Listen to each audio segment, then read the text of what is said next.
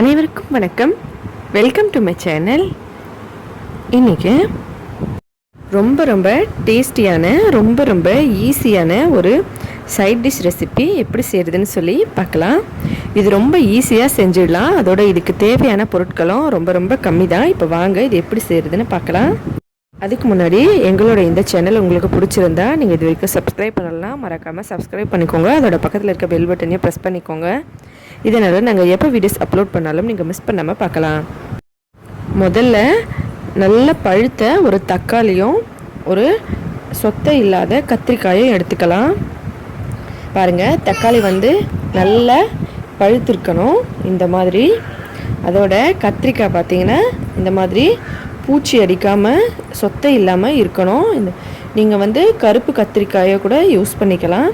இப்போ இது ரெண்டுத்தையும் நம்ம இந்த அடுப்பு மேலே வச்சு சுட்டு எடுத்துக்கலாம். அதுக்காக நீங்கள் இந்த சப்பாத்தி செய்கிறதுக்காக யூஸ் பண்ணுறதை யூஸ் பண்ணலாம்.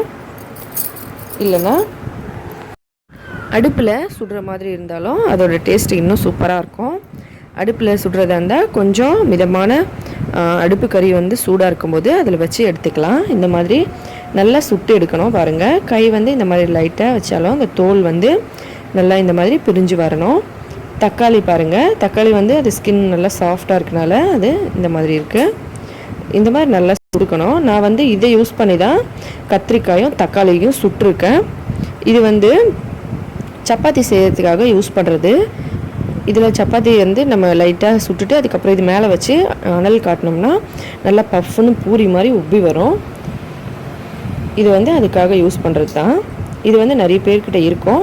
இருந்தால் இதை யூஸ் பண்ணிக்கோங்க. இல்லைன்னா சைடில் வச்சு கூட சுட்டு எடுத்துக்கலாம் அடுப்பில். இப்போ இதை தோல் உரிச்சிடலாம்.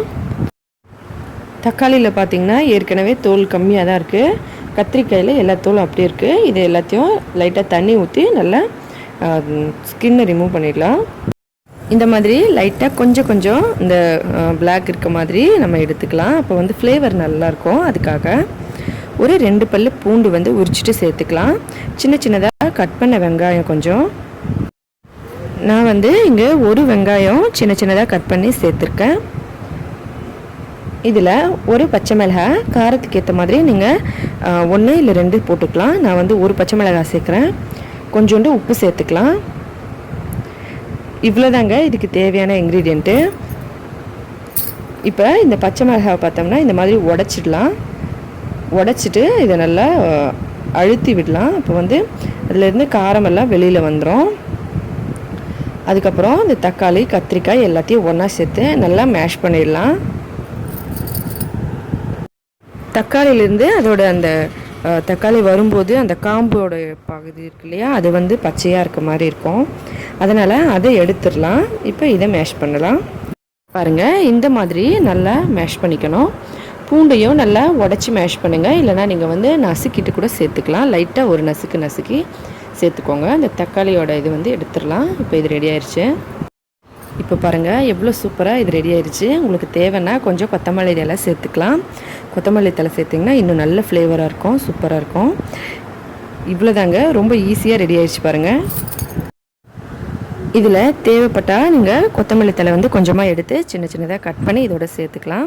நல்ல சூப்பரான வாசனையாக இருக்கும். உங்களுக்கு வேணும்னா சேர்த்துக்கலாம். இல்லைன்னா இது இப்படியே ரெடி ஆயிடுச்சு பாருங்கள். இதை சாதத்துக்கு கூட ஏதாவது ஒரு வெறும் சாம்பாரோ இல்லை ரசமோ வைக்கும்போது நீங்கள் இதை சைட் டிஷ் ரெடி பண்ணி சாப்பிடலாம்.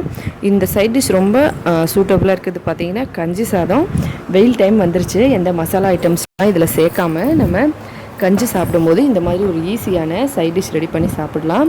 டக்குன்னு ரெடி பண்ணிடலாம். ரொம்ப சிம்பிளானது, ஆனால் ரொம்ப டேஸ்டியானது. கண்டிப்பாக ட்ரை பண்ணி பாருங்கள். உங்களுக்கும் இதோட டேஸ்ட் ரொம்ப பிடிக்கும். இந்த வீடியோ உங்களுக்கு பிடிச்சிருந்தால் லைக் பண்ணுங்கள். உங்களோட ஃப்ரெண்ட்ஸுங்களுக்கெல்லாம் ஷேர் பண்ணுங்கள். எங்களோட இந்த சேனல் நீங்கள் இது வரைக்கும் சப்ஸ்கிரைப் பண்ணலாம், மறக்காமல் சப்ஸ்கிரைப் பண்ணிக்கோங்க. மேலும் இதே போல் இன்னும் பல வீடியோஸ் பார்க்குறதுக்கு இந்த வீடியோவை பார்த்த அனைத்து நண்பர்களுக்கும் மிக்க நன்றி. வணக்கம்.